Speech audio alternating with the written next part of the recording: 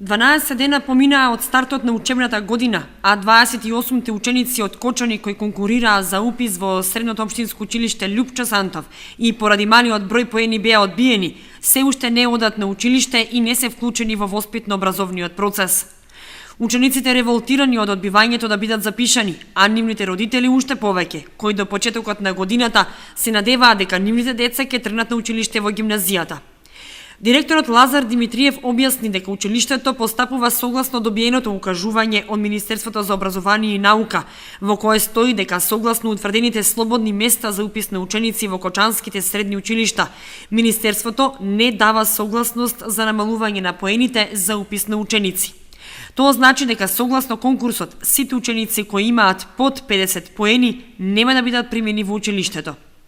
Училиштата да бараат согласност од Министерството за образование за намалување на поените за упис е новина која се воведе од оваа година.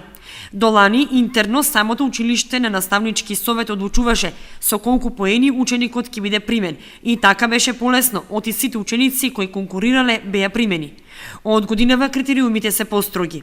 Ученици за кои учебната година се уште не започнала, во Кочани се 28, но има и во другите градови во државата во кои бројката е поголема. Учениците деновиве си ги подигнаа документите од гимназијата и следно што треба да сторат е да бараат упис во друго училиште. Како и да е, револтот на родителите кон одлуката на Министерството и понатаму постои, бидејќи, како што велат, апсурд е таму каде што конкурирале нивните деца да има место за упис, а да не бидат примени.